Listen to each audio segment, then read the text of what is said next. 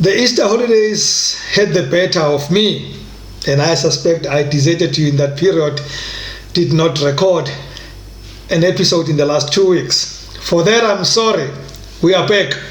Welcome to the PR Coach, and thank you very much for watching again. Thank you very much for subscribing and for sharing with others. Truly appreciate it. This is a platform meant to help you understand the world of public relations, communication, media, and reputation management. Do you all remember 9/11? September 11, 2001, when the Twin Towers in the US, New York in particular, were attacked. Now, that was a terrifying experience. The whole world was caught in this thing. I even remember to date where I was when that happened. I even labeled it the beginning of the Third World War. When disasters like this happen, it is a public relations opportunity for some, in particular those in leadership.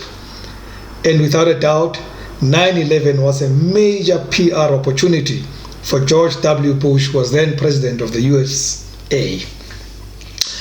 George W. Bush found an opportunity to do something he always wanted to do, especially because at the time of the attack, his ratings were very, very low.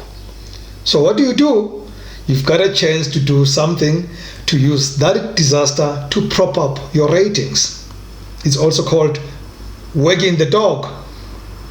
And that's what George W. Bush did. He then went to a fictitious file, found his old enemy Saddam Hussein, and fictitiously decided that Iraq had what they called weapons of mass destruction.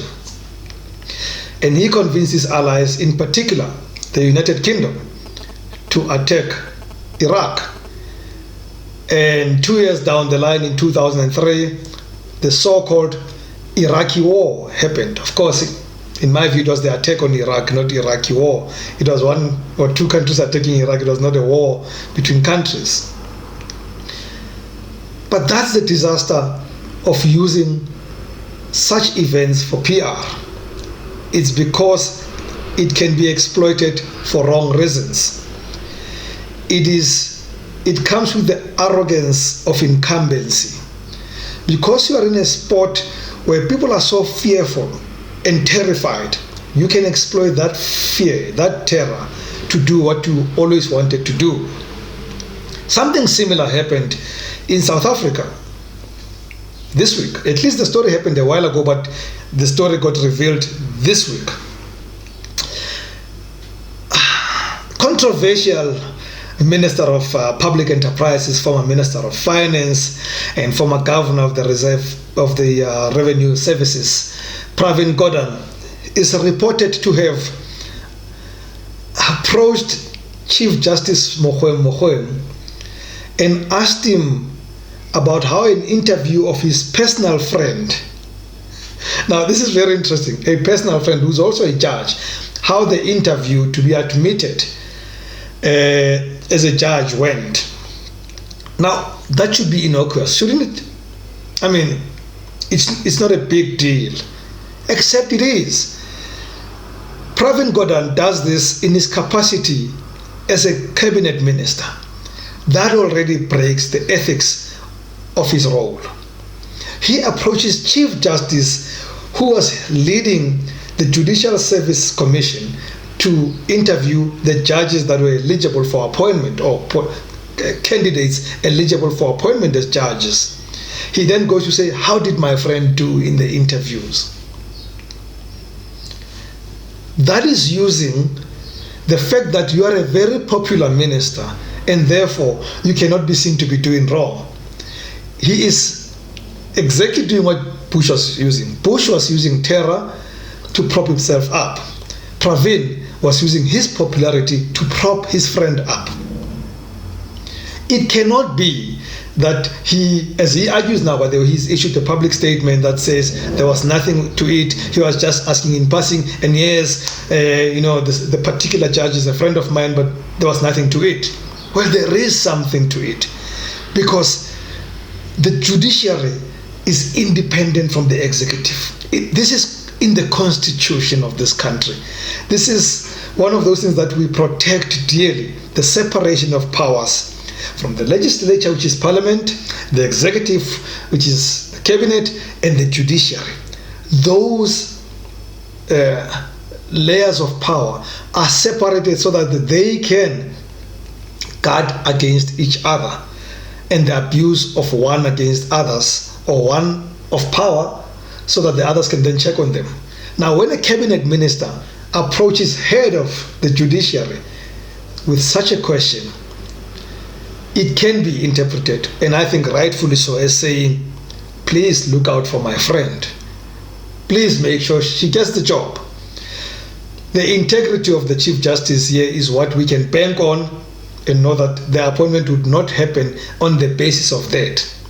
And by the way, the appointment did happen, but I still believe that it happened rightfully. The problem, though, is that the impression that will be created henceforth is that the particular judge, and I choose not to mention her by name, the particular judge is going to be seen to have been appointed because her friend, who was then a cabinet minister, who still is a cabinet minister today, approached the Chief Justice to find out how his friend was doing or had done in the interview. That is when you can use popularity or lack thereof to do things that you've always wanted to do from a PR point of view, and that can blow in your face. 9/11, or at least the Iraqi war, the so-called Iraqi war, blew in the face, or on the face of George W. Bush. I argue that even though Barack Obama, in my view, was much stronger than the Republican candidate, John McCain, I think that the Iraqi war made it even worse for John McCain to even win the election and succeed George W. Bush. So he lost both to Barack Obama and to his predecessor, who had messed up what happened with the Iraqi war. Similarly, I think the reputation of the said judge is now under question because a friend went to ask the Chief Justice how the friend did in an interview. It was a poor public relations move. It was a poor use of power, and it then impacts other people. Inadvertently, I would say, in this case, I don't think that Pravin Gordhan would have gone on to impact his friend negatively. In fact, he wanted to impact his friend positively. But now I sit here, and many people sit there and say, was this judge legit? But even more so, people are saying, we have always told you about this Pravin Gordhan. We have told you that he's not a good politician. We have told you that he's arrogant and he uses his power wrongly. Would you blame those people now that you know this story? So when you're in leadership, however much you think that there is an opportunity to use your space, worry about the reputational impact of your actions. It may not be immediate. As it turns out now, this thing happened years ago with Pravin Gordhan, but it will come out. With George W. Bush, Saddam Hussein died and his cabinet, some of members of his cabinet. Iraq continues to be devastated to date. John McCain, the late John McCain now, did not become president of the US, and that all these things are related. You cannot separate them. So it is incumbent for any leader who's listening now to understand that the fact that there is a strike in your organization is not something that you can use to prop up yourself by suddenly going out to issue a check to a charity so that you look good when you're not dealing with salaries in your organization. You don't do that. It is deflection. It is wagging the dog. That's a term we use in public relations. You can't do that. Deal with the issues.